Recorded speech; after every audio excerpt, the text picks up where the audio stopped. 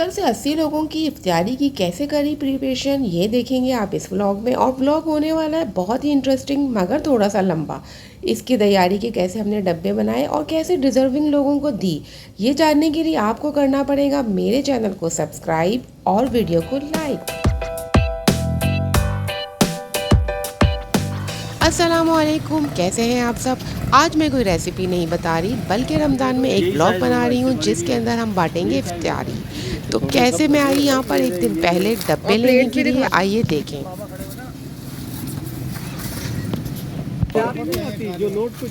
मैं यहाँ पर चूज़ कर रही थी कोई मुनासिब सी शॉपर्स मिल जाए या फिर मुझे डब्बे, प्लेट्स और इसी तरह की रैपिंग्स, क्योंकि बांटनी थी इफ्तारी और माइंड में यही था कि कम से कम भी 50 से 70 लोगों की हो।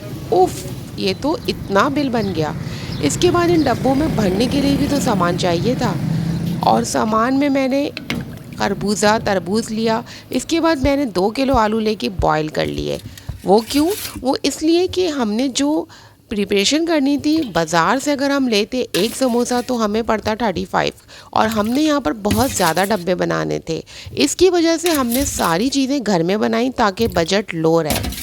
और मैं आप लोगों से इसलिए शेयर कर रही हूँ कि जिनको भी इसमें पार्टिसिपेट करना हो, अल्लाह के नाम पे निकालना हो, सदका खैरात करना हो, तो उनके लिए भी बहुत अच्छा यहाँ से आइडिया मिल जाएगा कि किस तरीके से कम बजट में ज़्यादा से ज़्यादा लोगों को आप इफ्तारी पहुँचा सकते हैं।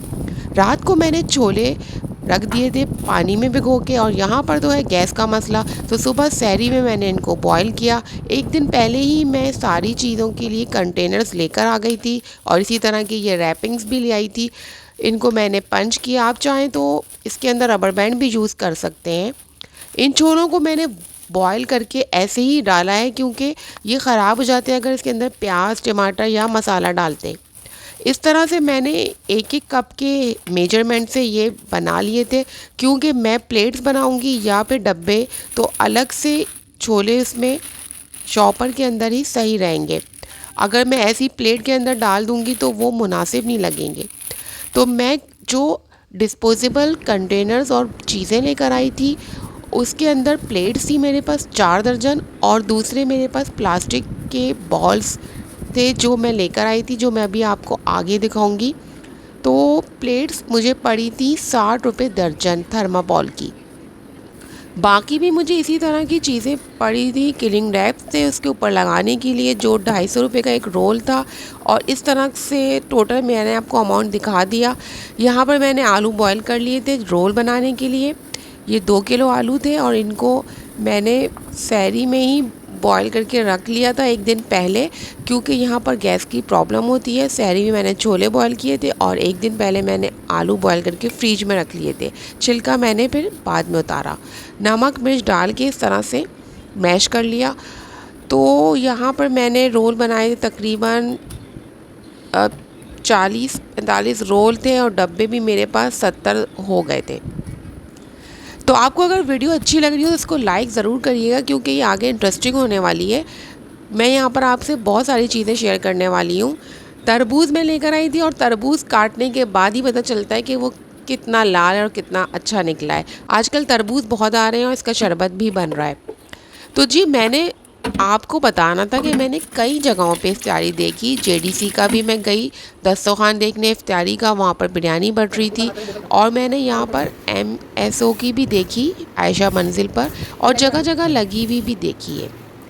उन सब में मुझे यही अंदाज़ा हुआ कि डिज़र्विंग लोग जो हैं वो बेचारे पीछे रह जाते हैं और दस्तरखान में बैठते नहीं हैं, शर्माते हैं।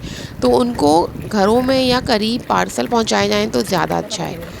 मैंने यहाँ पर शरबत बनाना था, और ये जो आप बोतलें देख रहे थे जो मैंने धोई हैं, ये डिस्पोजेबल बोतलें वही हैं जो यूज़ करने के बाद मैं धो के रख देती हूँ। और ये मेरे घर से निकल आई थी, तकरीबन 40-50 बोतलें थी, इसलिए मैं बाज़ार से ख़रीद के नहीं लाई, क्योंकि इस तरह की चीज़ें ख़रीदने में भी काफ़ी पैसे खर्च होते हैं। और अगर हम उन्हीं पैसों को लोगों के खिलाने और उसमें इफ्तारी में लगा दें तो ज़्यादा बेहतर है। यहाँ पर मैंने 2 बोतलों को भर के इस तरह फ्रीज़र में रख लिया था। दिमाग मेरा ज़्यादा चल रहा था क्योंकि मुझे करना था ठंडा शरबत। तो मैंने इस तरह कंटेनर में करके, छोटी छोटी बोतलें तो मैं रख नहीं सकती थी, तो मैंने फ्रिज में इस तरह से उनको रख दिया। अब मैं रोल बना रही हूँ बॉयल आलू को। इस तरह से आधा किलो की पट्टी थी, आधा या 1 किलो की रोल की। इसके अंदर 40-45 बन गए थे। ये मैंने बना के इस तरह से इसको फ्राई करना था ताकि हमारे कम बजट में ज़्यादा लोगों को इफ्तारी मिल सके। तो आगे चल के मैं आपको बताऊंगी कि किस तरीके से क्या क्या हो रहा है। और मैंने यहाँ पर रोल बना के रख लिए थे और घर की सबसे बड़ी कढ़ाई मैंने निकाल ली थी, जिसके अंदर तकरीबन 4 किलो ऑयल तो आता ही है। चीज़ों को बहुत साफ़ सुथरा और दिल से बनाया जा रहा था, क्योंकि ये दूसरों को खिलाने के लिए थी। हम अपने लिए तो खाते ही हैं अच्छा, लेकिन दूसरों को बांटने के लिए ज़्यादा अच्छा करना पड़ता है और साफ़ सुथरी चीज़ें हो घर की थी। अब मैं आपको बताती हूँ कि मैंने क्या क्या देखा। मैंने ज़्यादातर यही चीज़ें बाहर इफ्तारी में देखी कि लोग जो हैं, जो डिज़र्विंग नहीं है, वो भी जमा होकर चीज़ें लेने खड़े हो जाते हैं। अच्छे अच्छे माकूल लोग भी बाइक्स पर शौकिया तौर पे चीज़ें पकड़ रहे होते हैं। कोई जूसेस बांट रहा है, कोई ऑलपर्स के डब्बे, कोई अपनी हैसियत के हिसाब से सभी दे रहे होते हैं। तो मैंने यहाँ पर कर लिया था सारी इफ्तारी का सामान जमा, जिसमें आप देख सकते हैं। तो अब आ जाती है पैकेट बनाने की बारी। मैंने घर ही में पकौड़े भी तल लिए थे, और ये आप जो गोल देख रहे हैं इसके अंदर आलू की फिलिंग करके मैंने एक बटाटा वड़ा बनाया था। एक रोल, एक तरबूज का पीस और एक खरबूजे का और एक केले का और 2 खजूरें, और इस तरीके से मैंने ये छोले का पैकेट साइड में रखा था। तो देखें कितना ज़बरदस्त सा मेरा पैकेट तैयार हो गया है, जो देखने में भी बहुत अच्छा लग रहा है और देने में भी अच्छा लगेगा। तो दिल भी खुश होता है इस तरह की चीज़ें करने से। और आपको तो ये बात पता ही होगी कि नमाज का जहाँ ज़िक्र किया गया है, वहीं ज़कात और सदका खैरात का भी ज़िक्र इसीलिए किया गया है कि ताकि गरीब लोगों को खाने के लिए हम लोग दे सकें, और वो बहुत ज़्यादा सवाब है। इसका सवाब इतना ज़्यादा है रमज़ान में तो करने का कि 70 गुना अजर ज़्यादा होता है।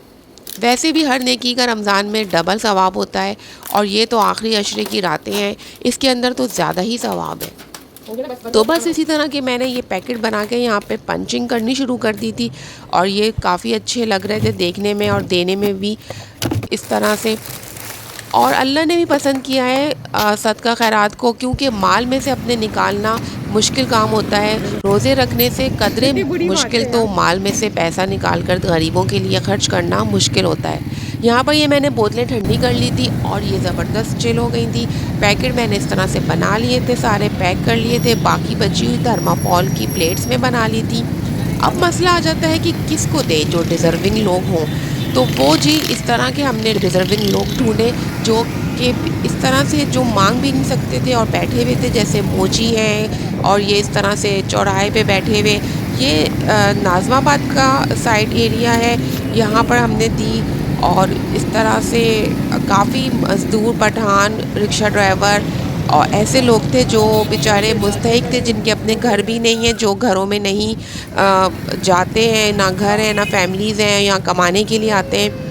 तो जी ये इतने सारे लोग जमा हो गए थे कि समझ नहीं आ रहा था कि किसको दें। और यहाँ पर एक दस्तरखान भी लगा हुआ था, और आप देख रहे हैं वो किस तरह से इंटरव्यू दे रहे हैं सबको खाने को मिले। कोई भूखा है, उन लोगों की तस्वीरें ना लें जिनको आप दे रहे हैं। मैंने भी कोशिश करी कि चेहरे ना आए, और उनकी यहाँ पर अब वो वैसी रौनक खराब ना हो रही, क्योंकि महंगाई ज़्यादा हो चुकी है। इस आखिरी अशरे में तो यहाँ पर हमने बहुत डिज़र्विंग लोगों को देखी इजाज़त। अल्लाह यही है।